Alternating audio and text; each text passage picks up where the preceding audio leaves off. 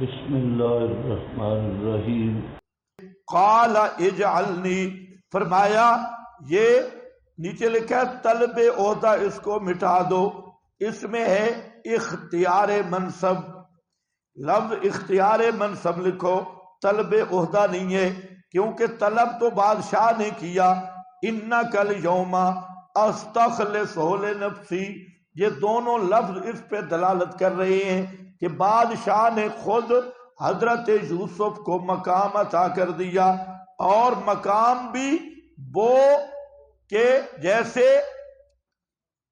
جس کو کہا جاتا ہے نا کہ اپنا مختار کار بنا دیا اور اپنے سارے مشورے یوسف کے تابع کر لیے۔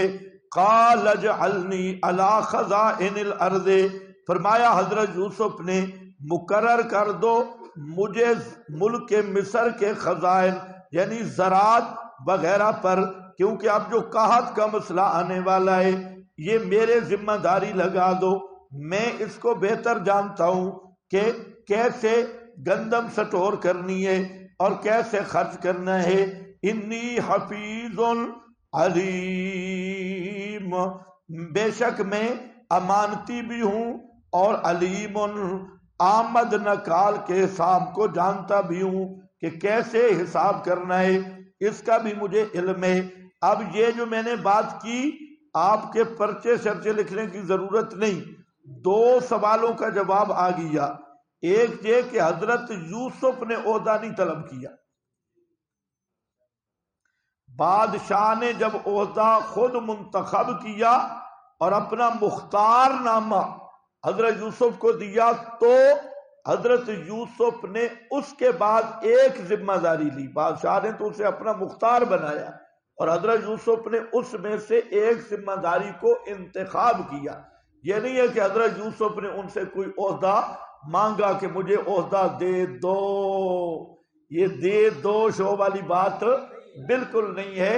بادشاہ تو پہلے ہی سوچ رہا تھا استخلصہ، اور پھر جب کلمہ کلام ہوا تو وہ بادشاہ نے پہلے ہی کہہ دیا انک الیوم لدینا مکین امین، سمجھے؟ یہ منتخب کس نے کیا؟ بادشاہ نے۔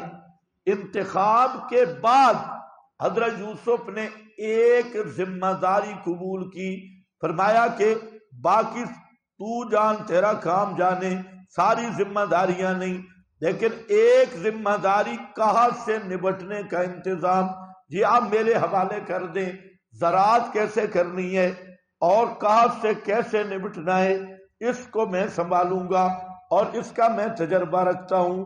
سمجھ گئے میری بات؟ رہا یہ سوال کہ بادشاہ کافر تھا تو کافر حکومت کا عہدہ کیوں قبول کیا، تو اس کا جواب بھی اس کے اندر موجود ہے کہ اس نے جب کہا کہ استخلصہ انک الیوم لدینا مکین امین، جب پیغمبر پہ اتنا اعتبار کیا تو مسئلہ نہیں مانا ہوگا، پوری اپنی بادشاہی ان کے حوالے کر رہے ہیں اور مسئلہ نہیں مانا۔ اور حضرت یوسف زیادہ حساس تھے یا آپ کے ملا؟ حضرت یوسف نے تو صرف ایک چھوٹی سی پیشکش کی وجہ سے اتنے 9 سال جیل میں کاٹے، مشقت برداشت کی، اور اگر بادشاہ کافر ہوتا تو حضرت یوسف کبھی عہدہ قبول نہ کرتے، اور انہوں نے تو واپس کر دیا، ارجے پہلے تفتیش کرو، تو مقصد ہی حضرت یوسف کا یہی تھا۔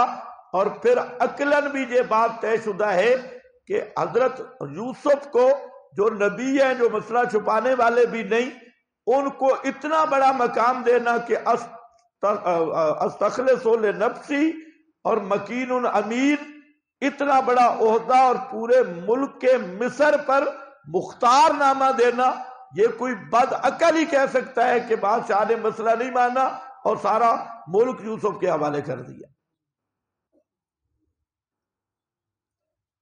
سمجھے نہیں سمجھے؟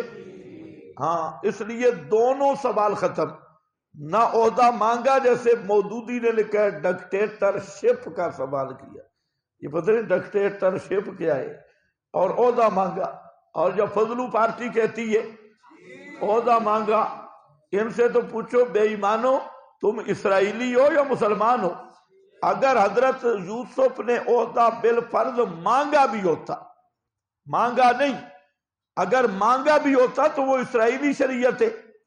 ہمارے نبی نے جب منع کر دیا کہ جو آدمی عہدہ مانگے اس کو تم نے عہدہ نہیں دینا، اور اللہ اس کی نصرت نہیں کرتا، تو اب ان کو کہو پھر جاؤ گے پیچھے اسرائیلیوں کی طرف اسرائیلی شریعت میں؟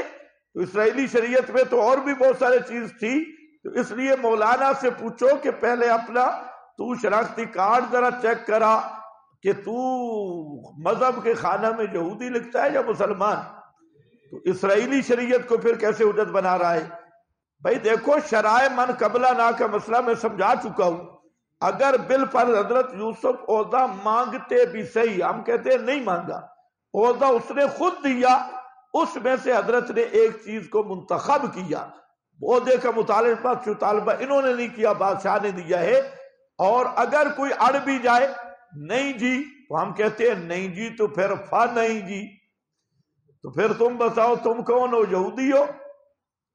جب ہمارے نبی نے منع کر دیا اور صحیح احادیث میں آ چکا ہے تو شرائع من قبلہ نا کا تو ضابطہ ہے، جب ہماری شریعت نے اس سے روکا ہے تو تم پر جاؤ گے حضرت یوسف کے زمانے میں پھر سجدے بھی شروع کر دو۔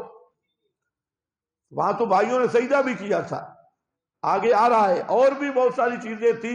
تو پھر کھل کے کیوں نہیں کہتے کہ ہم جمہوریت میں اس لیے ہے کہ ہم یہودی ہیں، مسلمانوں کے مذہب کے خلاف ہے جمہوریت؟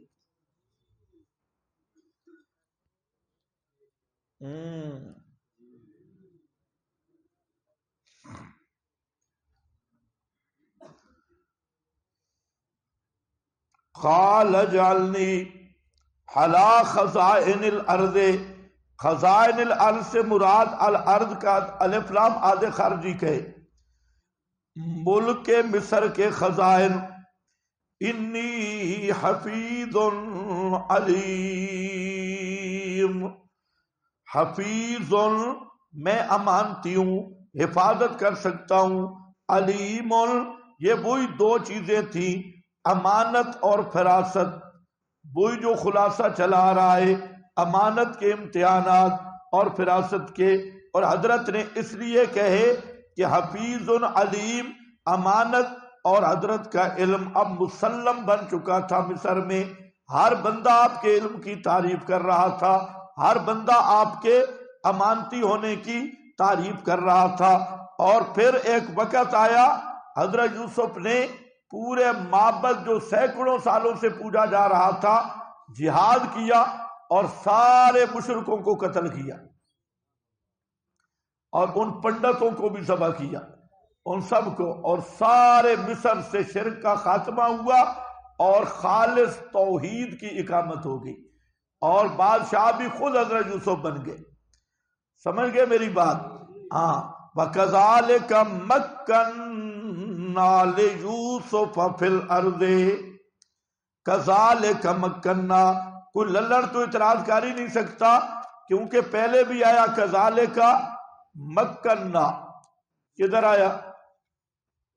یہ صفحہ نمبر 443 پر، كَذَلِكَ مَكَّنَّا۔ مفتی شفیع وغیرہ نے تو جہاں ہی مانا یہ کیا کہ یہ پیشین گوئی ہے، اسی طرح ہم حکومت دیں گے یوسف کو مستقبل میں۔ اب وہ جو پیشین گوئی تھی حکومت کی، وہ جہاں کذالک مکننا، وہ پیشین گوئی پوری ہو گئی، تو یہ بھی اس بات کا قرینہ ہے کہ اب حضرت یوسف صرف وزیر نہیں رہے، خود بادشاہ بن گئے۔ مکننا، سمجھ رہے ہو؟ ہماری اسی بات کی تائید کا قرینہ ہے۔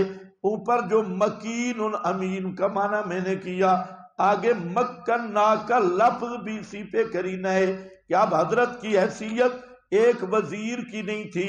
آگے بھی یتبوأ کا لفظ بھی آ رہا ہے، وہ بھی ہمارے اسی معنی کی تائید ہے کہ اب حضرت کو پورا حکومت کا اختیار مل چکا تھا۔ کذالک، اسی طرح کا اخراج ہی عن السجن، جیسے ہم نے جیل سے نکالا، با اختیار بنا دیا ہم نے یوسف کو زمین میں۔ ملک مصر میں، سمجھے؟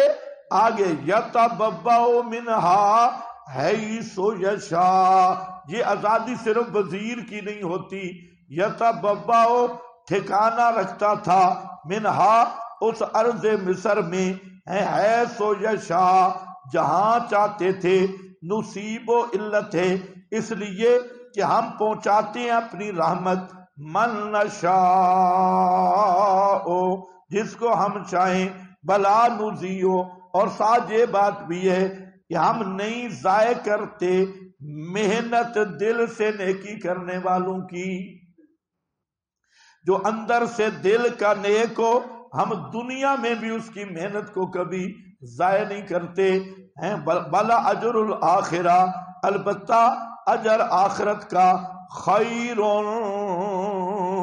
بہت بہتر ہے، من اجر دنیا، دنیا کے اجر سے، واسطے ان کے جو ایمان لائے، وَكَانُوا يَتَّقُونَ۔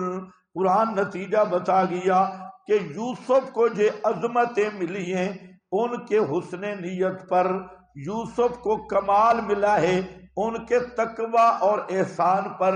یہ جو بھی آدمی اس طرح تقوی اختیار کرے، احسان کی راہ اختیار کرے، اللہ اس کا کبھی دنیا میں بھی محنت ضائع نہیں کرتے، آخرت میں بھی محنت ضائع نہیں کرتے۔ لیکن ہو محسن، محسنین،